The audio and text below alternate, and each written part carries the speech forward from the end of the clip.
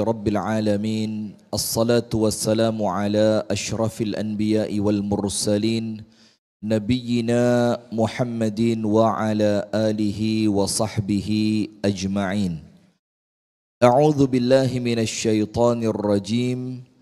Ya ayyuhalladzina amanu taqullaha haqqa tuqatih wa la tamutunna illa wa antum muslimun. Allahumma anta rabbi la ilaha illa anta khalaqtani wa ana abduka wa ana ala ahdika wa wa'dika mastata'tu a'udzu bika min syarri ma sana'tu abu fa innahu la yaghfiru adh-dhunuba illa anta. أصبحنا على فطرة الإسلام وعلى كلمة الإخلاص وعلى دين نبينا محمد صلى الله عليه وسلم وعلى ملة أبينا إبراهيم حنيفا مسلما وما كان من النافعا ورزقا طيبا وعملا متقبلا. Allahumma 'allimna ma yanfa'una wanfa'na bima 'allamtana. Untuk narik keberkahan hari itu disebutkan oleh para ulama, kuncinya itu subuh. Kuncinya apa? Subuh ini. Kalau kemudian subuhnya sukses, apalagi Allah berikan kemudahan sempat sholat sebelum azan subuh. Entah Anda sholat witir atau sholat tahajud atau sholat apalah sebelum subuh, dilanjutkan ke masjid sholat subuh sampai aktivitas, itu orang yang sepanjang hari bakal berkah hidupnya. Karena Rasulullah Sallallahu Alaihi Wasallam itu mendoakan, Allahumma barik li ummati fi bukuriha. Ya Allah, berikanlah keberkahan kepada umatku di waktu paginya. Maka artinya di sini kalau waktu paginya sukses kalau orang Islam ya bukan sekedar lari pagi.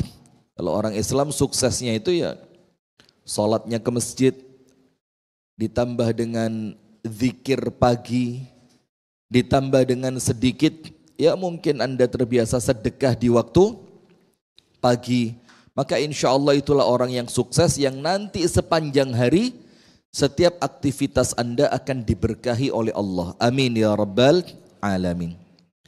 Alhamdulillah di pagi hari ini Allah pertemukan kita. Ini seingat saya untuk yang kedua kali di Masjid Al-Furqan. Yang pertama tahun lalu dan ini sudah setahun seingat saya. Dalam rangka kita berkumpul seperti ini dalam rangka talabul ilmi. Menjalankan apa yang diperintahkan oleh Allah agar kita tidak termasuk orang yang rugi.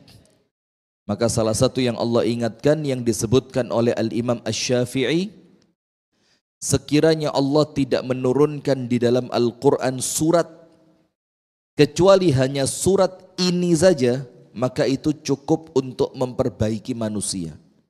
Surat itu adalah surat Al-Asr, yang di dalamnya Allah Ta'ala menyebutkan salah satu di antara faktor penyebab yang menjadikan kita tidak rugi. Jadi setiap hari kehidupan kita itu yang bertambah bukan keburukan tapi kebaikan. Sehingga nanti ketika kita meninggal dunia, itu kebaikan kita sudah sempurna. Amin ya rabbal alamin. Itu salah satunya apa? Illal ladzina amanu wa amilus salihati wa tawassaw bil haq wa tawassaw bis sabr. Nah, seperti yang sedang kita lakukan ini adalah salah satu di antara tawasi bil haq wa tawasi bis sabr. Maka insya Allah dengan amalan ini Allah Ta'ala menjauhkan kita dari kerugian. Amin ya rabbal alamin. Salawat beriring salam semoga tercurahkan kepada uswah kita, suri tauladan kita dan kekasih kita bersama Nabi besar, Nabi agung, An-Nabi Muhammad sallallahu alaihi wasallam. Hadirin sekalian, di pagi hari ini kita akan berbicara satu materi yang tidak bisa dibilang ringan. Kalau menyampaikannya mungkin ringan, mendengarkannya ringan. Bahkan kalau Anda tulis, Anda ringkas, Anda bikin jurnal, Anda bikin buletin, mungkin mudah saja. Tapi kemudian yang susah adalah mengamalkannya, mengistiqomahkannya, dan menjaganya. Jadi apa yang kita sampaikan ini diamalkan itu berat. Itulah kenapa para sahabat di zaman Nabi, apabila Anda belajar mengenai sejarah para sahabat, itu tidak menjadi obsesi terbesar mereka itu apal Quran itu enggak. Seperti orang-orang di zaman kita sekarang. Obsesi terbesarnya menghafal, bukan mengamalkan. Maka sampai disebutkan oleh Abdullah ibnu Abbas, itu mereka mengatakan kami ini kaum yang tidak mudah menghafal Quran. Ini yang ngomong sahabat Nabi. Tapi kami oleh Allah dimudahkan mengamalkannya. Anda pilih mana? Mengamalkan atau menghafal? Ya kalau bisa dua-duanya ya tentu lebih baik ya. Cuma kalau pilihannya cuma itu antara menghafal atau mengamalkan, ya tentu semua orang paham. Pasti kami akan lebih butuh apa? Mengamalkan. Sampai makna tadabbur, afala yatadabbarunal Quran. Kalau kita buka kitab-kitab tafsir, makna afala yatadabbarunal Quran, tidakkah mereka itu mentadabbur Al-Quran? Makna utamanya tadabbur itu adalah amal. Kemudian Abdullah bin Abbas melanjutkan, kami ini kaum yang tidak mudah menghafal Quran. Karena apa? Banyak di antara mereka yang ummi, tidak membaca dan tidak menulis. Tapi kami dimudahkan untuk mengamalkannya. Wa sayati zamanun, dan nampaknya zaman kita ini. Dan akan datang nanti di suatu zaman, sekelompok kaum mudah untuk mereka menghafal Quran, tapi susah sekali mereka untuk mengamalkannya. Zaman kita bukan? Kayaknya zaman kita ini. Jadi apal Quran itu bahkan sekarang ada program intensif 6 bulan. Dan bukan bercanda ini, serius, banyak yang sukses.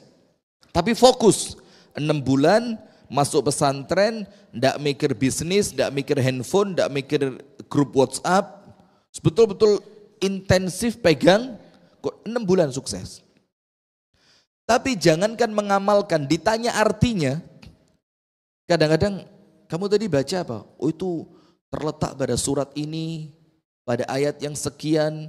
Itu kandungan maknanya apa? Anak belum sampai situ. Walaupun itu bukan aib. Ketika hanya menghafal saja itu bukan aib, itu keutamaan. Tapi tentu kita ingin yang lebih sempurna. Maka dikatakan nanti akan datang suatu zaman di mana mereka mudah menghafal tapi susah mengamalkan. Maka para sahabat Nabi 10 ayat dipelajari, dihafalkan, dan diamalkan. Kalau sukses baru pindah 10 ayat yang berikutnya. Nah maka tema kita di pagi hari juga semacam itu. Kita ini sering dengar tapi nampaknya sedikit ikhtiar kita untuk apa yang kita dengar itu bisa diamalkan. Padahal PR-nya ya di situ. Nah tema kita adalah rekonstruksi hati. Kalau kita berbicara tentang hati, maka yang susah itu adalah mengamalkan, mengistiqomahkan, dan menjaga. Mengamalkan perkara-perkara yang terus bisa memperbaiki hati. Terus kalau hatinya sudah baik, diistiqomahkan baiknya. Kalau baiknya istiqomah, maka apa? Dijaga. Jangan sampai ada perkara-perkara yang kembali mengotori hati. Nah karena kita tentu semuanya tahu al-qalb yusamma qalban likathrati taqallubihi. Itu poin pertama yang kita harus ngerti dulu. Hati itu diberi nama hati al-qalb Itu karena apa? Dalam bahasa Arab qalaba, yaqlibu, itu artinya berbalik. Maka hati ini oleh Allah diberi nama al-qalb atau qalbun, itu karena memang dia gampang apa? Gampang berbolak-balik. Kadang-kadang semangat, kadang-kadang malas, kadang-kadang dermawan, kadang-kadang pelitnya ndak karuan. Kadang-kadang ketika sholat bisa khusyuk, kadang-kadang susah banget dapat yang namanya khusyuk. Yaitu karena semuanya urusan hati. Nah, maka ketika kita tahu hati ini banyak berbolak-balik, maka perkara yang paling penting untuk kita konsentrasi menjaganya adalah menjaga kebaikannya biar tidak kembali terbalik. Karena yang paling berbahaya, hidayah itu letaknya ya di hati ini. Kalau sampai hati itu berbalik, krek. Terus yang hilang itu bukan sekedar semangat, tapi yang hilang adalah hidayah, maka itu celaka dunia sampai akhirat. Nah, maka dengan itu Rasulullah Sallallahu Alaihi Wasallam itu menyebutkan hati seorang manusia itu berada di antara jemari Allah Ta'ala. Nah, maka ini disinilah letak perbedaannya. Salah satu letak perbedaan kaum muslimin yang berakidahkan Asy'ariyah dengan yang berakidahkan Atsariyah atau mengikuti kelompoknya Al-Imam Ahmad ibnu Hambal. Jadi bukan perbedaan yang kemudian meruncing, itu ketika muncul ayat-ayat atau hadis tentang sifatnya Allah, apalagi sifat yang berupa zat. Zat itu apa? Ya zat ya. Sifat wujud zatiyah. Maka orang-orang Allah dengan makhluk. Niatannya itu supaya tidak menyamakan antara Allah dengan makhluk. Maka ketika berbicara tangan ditakwil kekuatan. Ketika berbicara tentang mata ditakwil dengan pengawasan. Kan seperti itu ya. Nah, sementara kalangan Atsariyah itu juga bisa dibilang ahlul hadis. Itu mereka mengisbat makna. Kalau Allah bilang tangan ya tangan. Tanpa kemudian kita berusaha untuk membagaimanakan tangan itu. Atau mengimajinasikan tangan. Tangan. Berarti kalau ada tangan, bagusnya ada jari. Kalau jari, akhirnya kepanjangan. Nah, maka ketika muncul hadis tentang sifat seperti itu, maka tidak usah panik lah. Antum mau ikut Asy'ariyah atau antum mau ikut Atsariyah, dan tidak perlu dijadikan perbedaan yang runcing. Nah, sudah maka Rasulullah mengatakan hati manusia ini berada di antara jemarinya siapa? Allah Ta'ala. Kalau cuma sampai situ tidak masalah. Masalahnya adalah hadis berikutnya. Lanjutan hadis ini. Yuqallibuha haitsu sya. Di mana Allah itu akan membalik hati kita itu sekehendaknya Allah Ta'ala. Ya sudah, sebagaimana Allah kehendaki, dibalik ke sana, dibalik ke sini. Lihat enggak? Banyak di antara kita ini sering gonta-ganti pengajian. Kadang-kadang ikut pengajian di sana, wah enggak asik. Pindah ke pengajian satunya, duduk berapa lama, enggak asik. Pindah lagi, pindah sampai karena apa? Kebolak-balik. Kadang-kadang sama ustadz yang satu bencinya luar biasa. Enggak lama lagi cocoknya luar biasa. Begitu ini hati manusia sama Allah apa? Dibolak-balik. Nah, maka dengan itu salah satu doanya Nabi Muhammad yang paling sering dibaca itu doa memohon ketetapan hati. Ya muqallibal qulub, tsabbit qalbi ala dinik. Wahai Allah, zat yang maha membolak-balikkan hati, tsabbit, berikan ketetapan pada hatiku.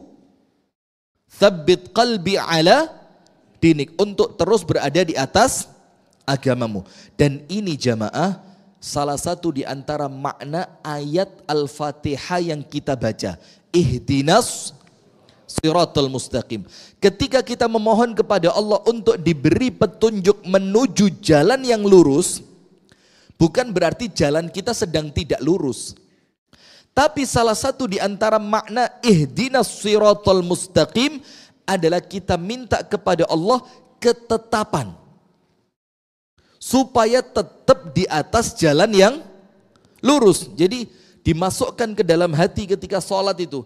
Ihdinas siratal mustaqim, kita minta ya Allah jadikan hatiku istiqomah, tetap sabat dan tidak berpindah dari jalanmu yang lurus ini. Nah maka kita mintanya itu karena kita ngerti hati kita apa? Berbolak balik. Nah kemudian apabila kita berbicara tentang hati, ini perkara yang paling besar. Karena semuanya tahu hadis malaikat Jibril ketika turun kepada Nabi Muhammad dan disaksikan oleh para sahabat, kami tidak kenal ini siapa ini. Laki-laki datang, rambutnya bersih, gamisnya bersih, tidak ada debu. Kami tidak pernah mengenalnya dan nampaknya dia pun tidak mengenal kami. Tapi tiba-tiba duduk, maka ternyata itu malaikat Jibril. Tanya berapa perkara sama Nabi Muhammad. Ayo ini prinsip akidah ini perkara dasar dalam akidah. Tanya berapa? 3 apa 4? Pertanyaannya 4. Tapi yang biasa kita bahas berapa? 3. Yang pertama tanya tentang apa itu? Apa itu Islam? Dan ini oleh para ulama dicatatkan juga, ini bukan cuma pertanyaan, tapi ini menunjukkan tingkatan. Yang pertama itu Islam. Dan Islam itu ternyata kalau kita mau bahas secara mudah, itu cuma amaliyah fisik. Syahadat, sholat, zakat, puasa, haji. Semuanya fisik. Syahadat ada unsur diucapkan dengan lisan. Sholat jelas, puasa jelas, zakat jelas, haji jelas, semuanya fisik. Maka ketika amalan itu sekedar baru berbicara tentang amalia fisik, maka belum istimewa. Tapi menjadi istimewa ketika naik ke level apa? Iman. Nah ketika berbicara masalah iman, semuanya hati. Maka Umar, Amirul Mukminin, itu ketika Abu Bakar meninggal, radhiyallahu ta'ala anhum ajma'in, itu Umar memandang ke wajahnya Abu Bakar. Kemudian Umar mengatakan apa? Wallahi Allahumma ilmi anna sariratahu ahsan min alaniyatih. Ya Allah, aku bersumpah ya Allah, yang aku tahu tentang orang ini, siapa orang ini? Abu Bakar, bahwasannya hatinya jauh lebih baik dibanding amalannya. Hatinya jauh lebih baik dibanding amalannya. Yang dengan ucapannya Umar ini, para ulama menjelaskan dalam kitab Tazkiyatun Nafs. Dibilang apa? Yang menjadikan Abu Bakar itu sahabat yang paling afdol, yang paling utama, itu bukan karena banyaknya sholat, bukan karena banyaknya jihad, bukan karena banyaknya amalia fisik, tapi yang menjadikan Abu Bakar itu hebat mengalahkan yang lain, itu hatinya. Dalilnya apa? Ketika Rasulullah Isra wal Mi'raj, semua sahabat apa? Guncang, aduh bener gak ini? Kami ini jaga Nabi Muhammad biar orang tidak punya kecurigaan kepadanya, tidak punya keraguan terhadapnya. Lah kok sekarang Nabi Muhammad ngomong tadi malam habis jalan-jalan ke Baitul Maqdis, naik ke Sidratul Muntaha, turun lagi ke Baitul Maqdis, balik ke Mekah dalam keadaan tidak makan waktu semalam. Panik para sahabat ini. Yang orang-orang dalam hatinya ada sifat munafik, lepas dari agama Islam ini. Waduh, ternyata yang kami ikuti orang yang, kalau bahasanya majnun ini orang ini. Sudah sampai orang-orang kafir Quraisy itu seneng. Kami sebelumnya ngomong orang ini gila, tapi kami tidak punya bukti. Hari ini dia sendiri yang membuktikan bahwa dia gila. Sudah, Abu Bakar tidak ada waktu itu. Ketika Abu Bakar berjalan, ketemu salah satu orang kafir Quraisy. Dibilang, Abu Bakar, tahu enggak temanmu barusan ngomong apa? Enggak tahu. Dia bilang, barusan tadi malam jalan ke Baitul Maqdis, naik ke langit ke-7, turun lagi Baitul Maqdis, balik ke Mekah sebelum matahari terbit. Jawabannya Abu Bakar apa? Semuanya tahu kan? In qala dzalik faqad shadaq. Selesai urusan. Kalau memang dia yang berbicara, pasti benar. Selesai urusan. Sampai dibilang, saya kira cuma Muhammad yang gila. Ternyata temannya juga. Coba bayangin. Nah, itulah orang beriman tadi. Ketika hatinya sudah iman, hatinya sudah kecantol dengan keimanan, apa kata Abu Bakar? Loh, ayat Quran itu turun kepadanya pagi, siang, sore, malam. Saya percaya. Loh, masa sekarang dia bilang cuma perkara fisik pergi ke Baitul Maqdis, Sidratul Muntaha, turun Baitul Maqdis, balik ke Mekah, terus saya ngomong enggak percaya. Ya enggak mungkin, kata Abu Bakar. In qala dzalika faqad shadaq. Kalau memang dia yang ngomong, pasti benar. Ini yang menjadikan Abu Bakar itu berbeda dengan sahabat yang lain. Karena apa? Yang diurus itu bukan sibuk perkara fisik. Sekarang kita ini kebalik. Kita ini sibuk menata fisik supaya kelihatan Islamnya beneran. Tapi kita ini menganggap Islam yang benar itu fisik. Pakaiannya harus gamis, kopiahnya harus bulat, jenggotnya harus keluar. Kalau pakai celana harus seperti ini, kalau perempuan jilbabnya, semua yang diurusi fisik semua. Dia lupa bahwa keimanan itu letaknya di dalam hati. Nah, maka dengan itu jamaah sekalian yang dirahmati oleh Allah Subhanahu wa taala, maka pertanyaan Jibril yang kedua apa? Tentang iman. Maka itulah ketika orang-orang Arab Badui datang ke tempat Nabi, terus orang Badui ini ngomong apa? Wa qalatil a'rabu amanna. Orang-orang Arab Badui itu mengatakan kami telah beriman. Karena mereka belum bisa membedakan mana iman, mana Islam. Apa Allah Ta'ala katakan untuk menjawab prasangka mereka bahwa iman itu seremeh itu? Sampai orang Badui ngomong, wa qalatil a'rab amanna. Saya sudah beriman. Apa jawaban Allah? Wa qalatil a'rabu amanna qul lam tu'minu wa qulu, dan ucapkan aslamna. Kami baru sampai level apa? Islam. Walamma yadkhulil imanu fi qulubikum. Tapi nanti ketika keimanan itu sudah masuk ke dalam hati kalian. Artinya kalau sekedar fisik dan imannya belum tergerak, ini ya bukan bisa dibilang orang yang iman. Nah, maka ketika kita berbicara iman, itu semuanya hati. Iman dengan takdir, iman dengan malaikat, perkara-perkara gaib yang tidak bisa diindra oleh mata manusia, penglihatan manusia, tidak disentuh oleh manusia, tidak bisa interaksi secara fisik dengan manusia, tapi yang ngomong apanya? Hatinya. Nah, maka karena iman itu perkara hati, ini yang sekarang salah satu yang paling penting untuk kita bahas. Nah, maka jamaah sekalian, Allah Subhanahu wa taala berfirman dalam surat Asy-Syu'ara pada ayat yang ke-88 dan 89. Ini menunjukkan bagaimana pentingnya hati. Allah Ta'ala berfirman, Asy-Syu'ara 88 sampai 89. Yauma la yanfa'u malun wala banun illa man atallaha biqalbin salim.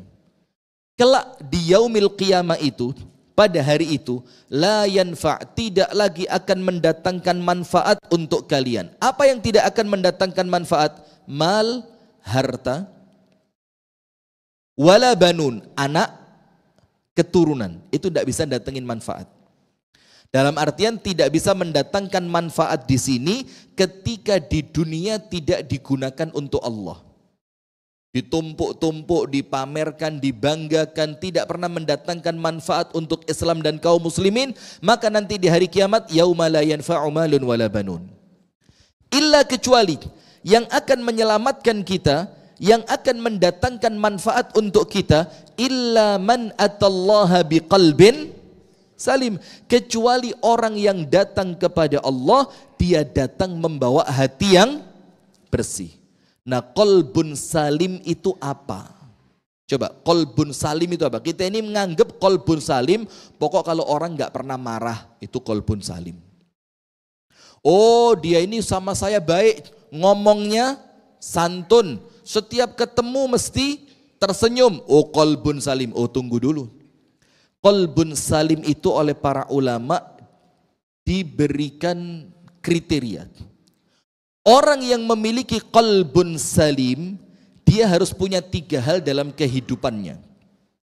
Salah satu di antara 3 ini hilang, maka dia tidak dianggap memiliki yang namanya qalbun salim. Padahal qalbun salim ini bekal untuk ketemu Allah dalam keadaan yang baik. Yang pertama, qalbun salim itu adalah qalbun khala minasyirk. Hati yang bersih dari perkara-perkara syirik. Maka tidak ada orang sebaik apapun akhlaknya, kalau ternyata dia orang musyrik dan non-Islam, terus kita bilang hatinya baik. Kalau hatinya baik, insya Allah muslim dia. Kan seperti itu. Nah, maka kalimat qalbun salim nomor 1 tidak boleh terlepas dari hati yang kosong dari kesyirikan. Maka kalau mau ngomong qalbun salim nomor 1 tauhid dulu harus lurus. Yang kedua, qalbun khala minal mukhalafati wal bid'ah. Hati yang bersih dari penyimpangan dan perkara-perkara bid'ah. Walaupun memaknai bid'ah juga tidak sesederhana yang kita fahami. Itu perkara yang pelik, yang ini menjadi ranahnya para ulama. Jadi hati yang bersih dari penyimpangan dan bid'ah. Kemudian yang ketiga, qalbun khala minal adawati bainal muslimin. Hati yang bersih dari kebencian kepada orang Islam. Nah, tapi sekarang yang ketiga ini yang susah.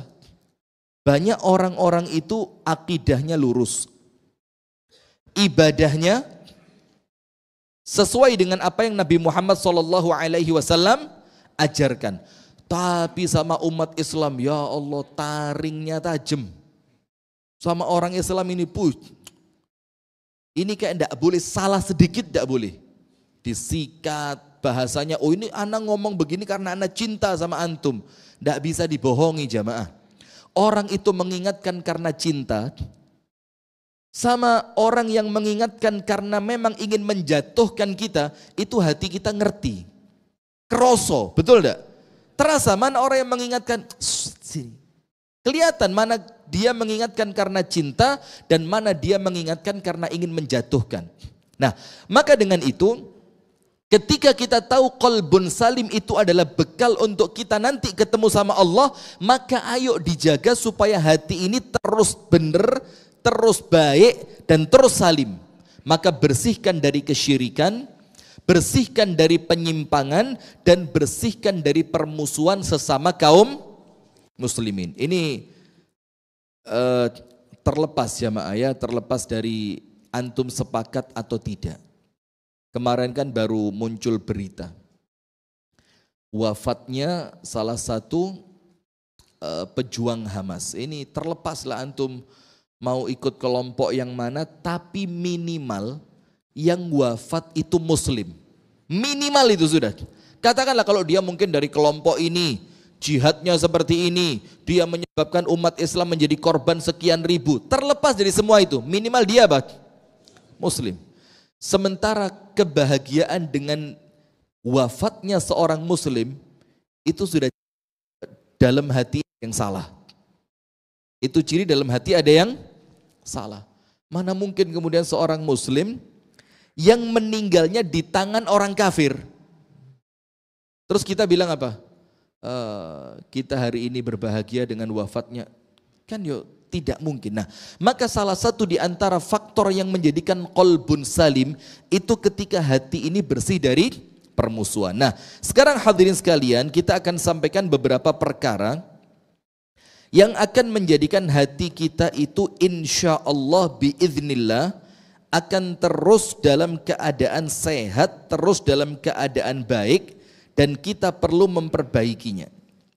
Yang pertama, perkara yang akan menjadikan hati kita itu senantiasa bersih, yang menjadikan hati kita itu senantiasa selamat dari keburukan dan kotoran, karena memang hati ini tempat Allah Ta'ala melihat kita.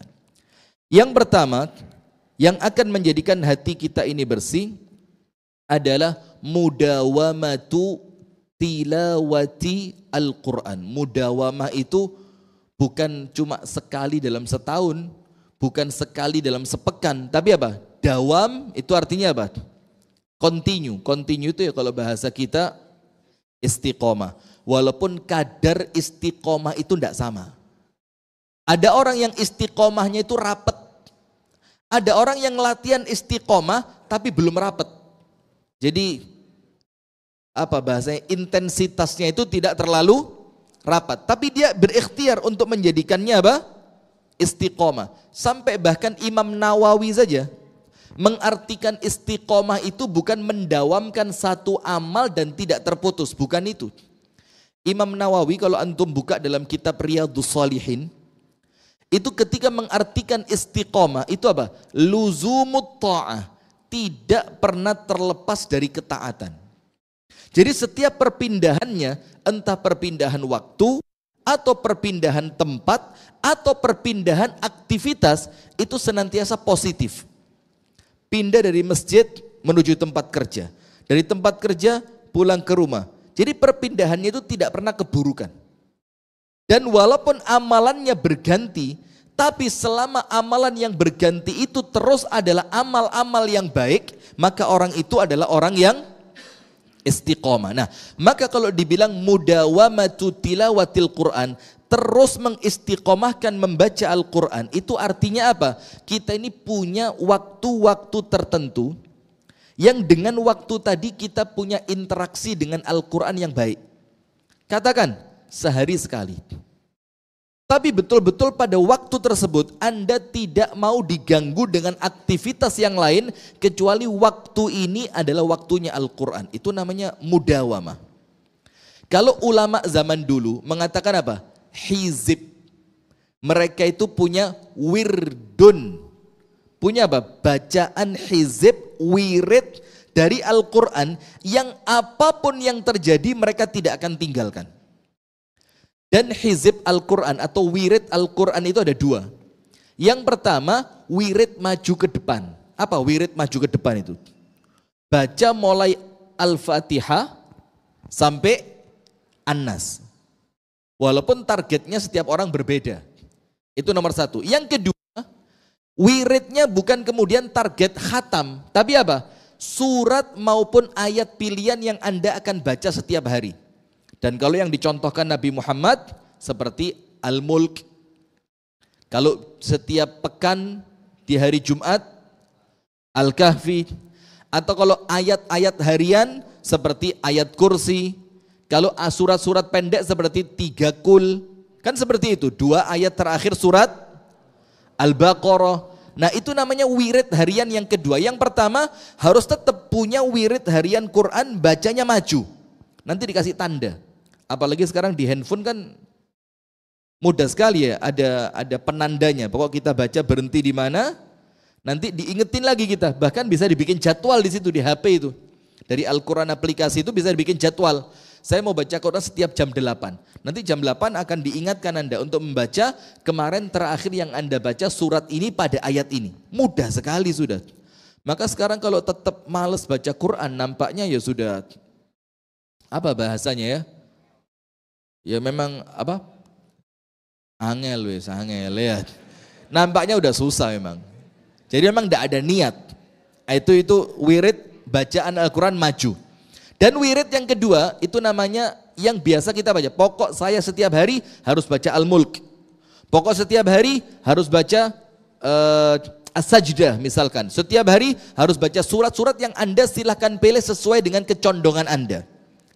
Maka disebutkan dalam Al-Quran, Allah Ta'ala berfirman bahwasannya Al-Quran ini menjadi perkara yang paling utama untuk memperbaiki hati, mengobati hati, Allah sebutkan dalam surah Yunus ayat 57. Allah Subhanahu wa taala berfirman, "Ya ayyuhan nasu, qad ja'atkum mau'izatun min rabbikum wa shifaa'un lima fis sudur wa hudan wa rahmatun lil mu'minin." Jadi justru ayat penutupnya itu yang baik. Wahai sekalian manusia, sungguh telah datang kepada kalian mau'izah. Mau'izah itu pelajaran. Maka sekarang kalau tausiyah itu kan bahasa yang lain apa? Mau'izah hasanah. Kalau di Jawa sana maidu hasanah.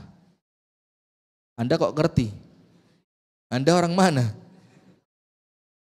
Pantesan. Jadi ada mau'izah hasanah, pelajaran atau tausiah untuk kebaikan. Nah, maka Allah katakan Al-Quran itu adalah mau'izah mir rabbikum, dari Allah. Selain dia mau'izah, Al-Quran ini juga syifa'un lima fis sudur, obat dari penyakit yang penyakit itu menyerang hati. Jadi orang itu kalau susah ikhlas, itu terapinya Quran. Saya ini kalau setiap beramal, kok mesti pengen dilihat orang ya. Saya ini kalau beramal, kok begini ya. Kalau enggak ada orang kok males, kalau banyak orang kok semangat. Tapi ini ada sesuatu yang bisa jadi kontroversi ya, tapi hati-hati. Saya menyampaikan ini hanya untuk diambil pelajarannya. Begini, ada orang yang mengatakan saya ini kalau sendiri kok males ya. Tapi kalau banyak orang kok semangat. Maka sampai diwasiatkan untuk orang yang seperti itu apa? Ya sudah, kalau gitu kamu jangan sendirian. Kalau gitu jangan sendirian. Supaya apa? Supaya semangat beramalnya muncul. Loh, tapi nanti tidak ikhlas. Loh, ikhlas itu perkara yang lain. Kalau antum tidak beramal, dari mana antum belajar ikhlas? Wong tidak ada amalnya. Tapi ketika antum sudah mulai beramal, maka nanti punya PR yang baru. Bagaimana amalan ini bisa bersih ikhlasnya. Sama seperti orang yang sholat, tapi kemudian tidak bisa khusyuk. Saya buat apa sholat, wong saya tidak bisa khusyuk. Wis mendingan tidak usah. Nah ini kan yuk keliru sama. Maka antara sholat dan khusyuk itu perkara berbeda. Khusyuk tidak khusyuk, Anda tetap wajib sholat. Mau khusyuk, mau tidak khusyuk, sholat wajib. Nah kalau sudah sholat, baru nanti PR berikutnya apa? Khusyuknya diperbaiki. Nah sama seperti amalan tadi. Saya kalau banyak orang kok semangat ya? Ya sudah, antum kumpul banyak orang saja biar semangat terus. Kalau sendiri kok males? Lah kalau kita mau terlalu detail banget, ya kesian. Nanti akhirnya orang ini tidak beramal terus. Oh itu ciri munafik ya akhi. Orang munafik itu kalau sendiri malas, kalau banyak orang semangat. Loh, kalau sudah dia sendirian malas, ditambahi dianggap munafik, tambah susah dia. Maka ya jadilah orang itu yang kalau ngasih solusi itu yang betul-betul solutif gitu. Maka antum tahu Syekh Muhammad Al-Ghazali, seorang ulama Mesir, ketika ditanya hukum, Syekh saya punya teman tidak pernah ke masjid. Hukumnya bagaimana teman seperti itu? Kata Syekh Muhammad Ghazali, ya gampang saja. Kalau kamu punya teman seperti itu, bagaimana hukumnya? Kamu tarik tangannya, kamu bawa masuk ke dalam masjid. Ya itu hukumnya buat dia. Jadi harapannya si penanya tadi, oh itu munafik itu. Oh itu kalau dia tidak senang ke masjid itu berarti dalam dirinya ada sifat keburukan itu. Harapan si penanya begitu, tapi Syekh Muhammad Ghazali beda. Dia bilang apa? Hukumnya kamu pegang tangannya, kamu tuntun supaya dia ngerti jalan ke masjid, sama semacam itulah. Nah maka kalau kita ini tidak hikmah, tidak bijaksana, maka ya banyak orang Islamnya itu patah gara-gara kita. Seperti tadi, saya kalau sendiri kok males ya, kalau banyak orang kok semangat. Kalau antum bilang, oh itu hati-hati ya, itu ciri munafik itu. Waduh yuk. Kesian dia. Maka kita sarankan yuk kamu harus sama banyak orang terus. Nanti kalau sudah terbiasa beramal, amal itu menjadi suatu hal yang biasa untuknya, tinggal dia punya PR memperbaiki ikhlasnya. Maka Allah katakan wa syifaa'un lima fis sudur, obat dari penyakit hati. Wa hudan, dan Al-Qur'an itu hidayah. Maka ketika kita baca Al-Qur'an, jangan sampai kita itu kehilangan niat untuk mencari hidayah. Jadi kalau kita lagi baca Quran, salah satu niatan kita obat. Ya Allah, saya baca Al-Quran ini untuk menyembuhkan semua penyakit saya. Karena apa? Innamal a'malu. Kalau tidak ada niatnya, ya tidak akan bergerak itu amalan. Karena apa? Wa innamal likulli imri'in ma nawa. Manusia itu hanya mendapatkan dari amalnya sesuai apa yang dia niatkan. Kalau tidak punya niat, ya tidak dapat apa-apa. Maka pertama kalau baca Quran, niatkan saya membaca Al-Quran untuk terapi penyakit. Bisa yang paling utama penyakit hati, dan Al-Quran itu juga bisa menjadi penyembuh dari penyakit fisik. Kami punya teman di Jakarta, Dr. Rudi namanya. Spesialis menangani orang-orang anak-anak yang Allah uji dengan penyakit autis. Itu semua terapisnya perempuan bercadar. Semuanya. Dan 15 menit sebelum terapi dimulai, itu terapisnya harus membacakan Quran untuk anak yang mau diterapi. Dan ternyata itu efeknya besar. Lebih tenang, ilmu yang diberikan lebih bisa gampang dicerna. Nah itulah Al-Quran. Maka niatkan yang pertama kalau baca Quran, obat. Yang kedua, wahudan, petunjuk. Jadi ketika kita baca Quran, kita minta, ya Allah, dengan Al-Quran yang akan saya baca ini, saya niatkan Al-Quran ini akan memberikan petunjuk ke dalam hati saya. Dan yang ketiga, warahmatun, dan Al-Quran itu sumber yang dengannya Allah menurunkan rahmat lil mu'minin, untuk orang-orang yang beriman. Kemudian dalam surat Al-An'am ayat 155. Dalam surat Al-An'am ayat 155. Allah Ta'ala berfirman, wa hadza kitabun anzalnahu mubarakun fattabi'uhu wattaqu la'allakum turhamun. Kitab Al-Quran ini, hadza kitabun anzalnahu, kami turunkan kitab ini, mubarakun, penuh dengan keberkahan. Fattabi'uh, Allah bilang ikuti dia. Berarti Al-Quran ini dibaca untuk diikuti. Wattaqu, dan bertakwalah kalian, la'allakum turhamun, agar kalian mendapatkan rahmat. Arti dari kata mendapatkan rahmat itu disebutkan oleh para ulama, salah satunya apa? Agar Al-Quran itu memperbaiki hati kalian. Jadi kalau kita ini ngerasa hati kita ini tidak bisa konsen, hati kita kotor, hati kita ini senantiasa buruk, tidak bisa fokus dalam ibadah, maka salah satu terapinya memperbanyak membaca Al-Quran. Kemudian yang kedua, perkara yang bisa menjadikan hati kita ini baik. Ini saya kasih amalan-amalan yang aplikatif. Ada amalan lain yaitu memakmurkan hati dengan cinta kepada Allah. Itu ngobati hati. Tapi nampaknya ini terlalu abstrak. Apa memakmurkan hati dengan mencintai Allah? Nah sekarang saya loncati yang berikutnya. Di antara sebab yang menjadikan hati kita itu baik dan bisa istiqomah itu adalah kathratu dzikrillahi ta'ala. Banyak zikir. Maka zikir itu jamaah dipaksa. Sampai kemudian sekarang muncul alat yang ditaruh di jari itu. Alat digital itu, tasbih digital. Dan itu memang macam-macam lah, orang ini kan ya macam-macam. Ada yang dia bisa berzikir dengan pegang tasbih. Maka jangan dibilang bid'ahnya dulu. Tapi ini wasilah yang menjadikan dia gampang berzikir. Ada yang pakai alat hitungan. Jangan kemudian kalau orang-orang pakai alat langsung tuduhan kita, riya ini. Itu bukan dianya yang ria, hati kita mungkin yang sedang kotor aja. Ngelihat orang ibadah kok bawaannya jelek terus.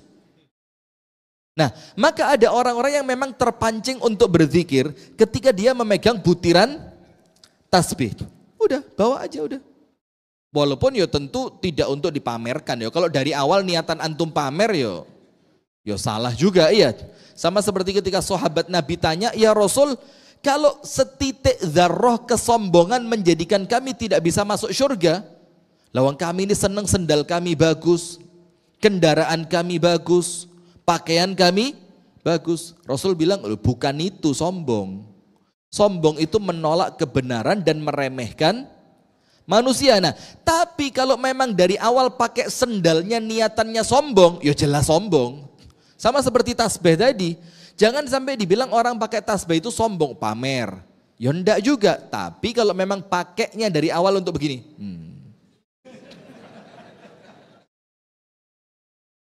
Ya memang niatan dari awalnya apa? Pamer. Atau sekarang pakai tasbih digital. Atau pakai sesuatu yang menjadikan dia semangat untuk berzikir. Nah, karena apa jamaah? Pakai alat itu, apalagi yang tasbih digital itu memang terkadang bikin kita terobsesi untuk menambah terus. Misalkan, saya punya target hari ini saya mau beristighfar sampai 100 kali. Kalau pakai alat itu, kita kan kayak terpancing. Udah 70 kurang 30. Dia terpancing, astagfirullah, astagfirullah, astagfirullah. Nanti setelah 100 dapat. Kalau 100 dapat cuma dalam waktu sekian menit, kira-kira saya bisa sampai 300 ini. Terpancing terus dia. Maka tidak jadi masalah. Yang penting niatannya dijaga. Jangan sampai dengan alat itu terpasang di tangan hanya untuk apa? Dipenek tok gak ono wiritane tapi supaya kelihatan ke jamaah yang lain 1537. Itu 1537 antum baca apa? Ini khatam Quran ini. Khatam Quran dari mana? Nah, kalau itu memang niatannya sudah jelek. Nah, maka cari cara supaya lisan kita ini tidak berhenti apa? Zikir. Karena zikir ini salah satu cara terbaik untuk mengobati hati. Untuk memperbaiki hati. Nah, maka Allah Ta'ala berfirman dalam surat Al-Anfal ayat yang kedua. Surat apa? Al-Anfal ayat kedua. Nah, sudah sampai sini saja. A'udzu billahi minasyaitonir rajim. Innama. Jadi kalau ada dalam Al-Qur'an kata innama itu artinya hasr. Hasr itu dalam bahasa Indonesia menunjukkan makna hanya. Menunjukkan makna apa? Hanya. Ketika Allah mengatakan innamal mu'minuna, sesungguhnya orang yang beriman itu, berarti hanya yang bisa dibilang orang yang iman itu hanya orang yang punya sifat ini. Kemudian kalau tidak punya sifat berarti bagaimana? Tidak beriman. Bukan, tapi apa? Keimanannya tidak sempurna. Seperti innamal mu'minuna ikhwah. Hanya orang berimanlah yang mereka itu bersaudara. Berarti kalau ada orang yang ngaku beriman tidak mau bersaudara, bukan kemudian imannya hilang, ya bukan. Tapi apa? Dia tidak mendapatkan sempurnanya iman. Jadi kesempurnaannya yang hilang. Innamal mu'minuna alladzina idza dzukirallah wajilat qulubuhum. Orang beriman itu adalah ketika disebut nama Allah wajilat. Wajilat itu hatinya apa? Hatinya itu ada gregetnya di sini, greg gitu. Ada kalau di Jawa itu dibilang hatinya ada ngerentek gitu loh. Ngerentek itu krek.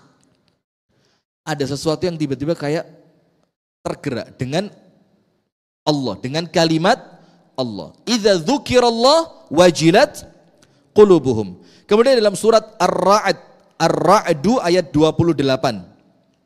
Ala bi dzikrillahi tatma'innul qulub. Dengan berzikir kepada Allah hati kalian menjadi tenang.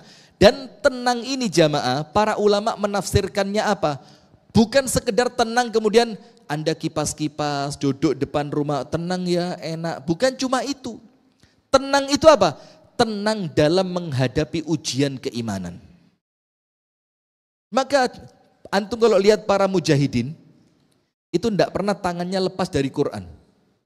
Pokok mereka tidak ada kegiatan yang lain, ada waktu senggang, nunggu musuh lewat, mesti mereka baca apa? Quran. Karena mereka butuhkan ketenangan itu, karena mereka di medan perang, itu ujiannya paling berat. Maka mereka ingin menjadikan ujian itu tetap hatinya tenang, itu dengan zikir. Dan zikir terbaik itu adalah tilawatul Quran. Maka dikatakan, ala bizikrillahi tatma'innul qulub. Maka kalau orang sedang diuji, dan dia kepingin melewati ujian itu dengan ketenangan, keluar dari ujian elegan dia, tenang, asik, enggak kebanyakan curhat sana, panik sini, tenang. Itu harus banyak-banyak baca Quran. Kemudian dalam surat Al-Kahfi ayat yang ke-28, wala tuti' man aghfalna qalbahu an dzikrina wattaba'a hawah wa kana amruhu furuta. Dan janganlah kalian mengikuti, ini perintah Allah kepada Nabi Muhammad, jangan kamu ikuti siapa? Man aghfalna qalbahu an dzikrina, orang-orang yang hatinya kami bikin lalai dari mengingat kami. Sekarang pertanyaan berarti orang yang tidak bisa zikir, tidak mengingat Allah, itu tidak sekedar karena dia tidak mampu, enggak, bukan cuma itu. Tidak sesederhana itu. Oh, memang dia enggak bisa zikir, bukan. Tapi apa? Allah tidak berkehendak dia menyebut nama Allah. Allah tidak merasa kamu tidak pantas berzikir. Kamu tidak pantas menyebut nama Allah. Maka ayatnya aghfalna qalbahu, orang yang kami lalaikan hatinya. Berarti pelaku yang melalaikan di sini siapa? Dalam tanda kutip ya. Allah. Berarti Allah menganggap kamu tidak pantas nyebut namaku. Nah maka dengan itu kita ini maksa diri, ayo terus zikir. Supaya kita ini oleh Allah dipantaskan menjadi orang yang memang pantas nyebut namanya Allah. Wala tuti' man aghfalna qalbahu an dzikrina, jangan kamu ikuti orang-orang yang kami lalaikan hati mereka dari mengingat kami. Apa akibatnya? 2. Wattaba'a hawa wa kana amruhu furuta. Pasti orang yang tidak pernah zikir karena hatinya lalai, apa yang terjadi? Pasti dia tidak bisa mengendalikan hawa nafsu. Maka salah satu cara terbaik untuk mengendalikan hawa nafsu itu zikir. Maka ayatnya Al-Kahfi 28, aghfalna qalbahu an dzikrina, ketika orang itu tidak zikir, wattaba'a hawa, pasti dia senantiasa memperturutkan hawa nafsu. Yang kedua, wa kana amruhu furuta, dan setiap urusannya dia mesti melampaui batas. Kalau marah melampaui batas, kalau senang melampaui batas, kalau sedih melampaui batas, semuanya melampaui batas. Itu hukuman untuk orang yang lupa berzikir kepada Allah. Nah, maka jamaah sekalian, ini 2 amalan ringan yang bisa kita sampaikan di pagi hari ini untuk kita ini memperbaiki hati kita agar hati ini senantiasa baik. Yang pertama, ayo bismillah, kalau kita ada waktu jangan sampai tidak membaca Al-Quran. Bahkan bukan dengan kalimat kalau ada waktu, ayo kita sempatkan. Di antara waktu yang Allah berikan ini salah satunya kita pakai untuk baca Al-Quran. Dan ketika baca Quran minimal niatkan 3. Obat, hidayah, rahmat. Obat, hidayah, rahmat.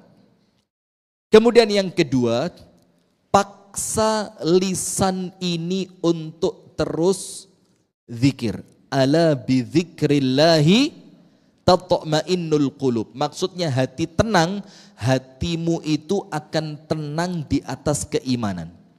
Keimanannya tidak akan gampang terombang-ambing. Nah, maka insya Allah kalau hatinya sudah baik, insya Allah dengan baiknya hati itu akan menjadikan setiap amalan yang kita lakukan akan menjadi amal-amal yang baik, amal yang bukan sekedar fisik, tapi amal yang betul-betul masuk sampai ke dalam hati. Barakallahu fikum. Itu yang dapat kami sampaikan di pagi hari ini. Semoga Allah Ta'ala menjadikan kajian yang kita sampaikan, yang kita dengarkan menjadi manfaat dunia sampai akhirat. Dan kita oleh Allah diberikan taufik untuk mampu mengamalkannya. Kita tutup dengan doa kafaratul majlis. Subhanakallahumma wa bihamdika asyhadu an la ilaha illa anta astaghfiruka wa atubu ilaik. Kurang dan lebihnya saya mohon maaf. Assalamualaikum warahmatullahi wabarakatuh.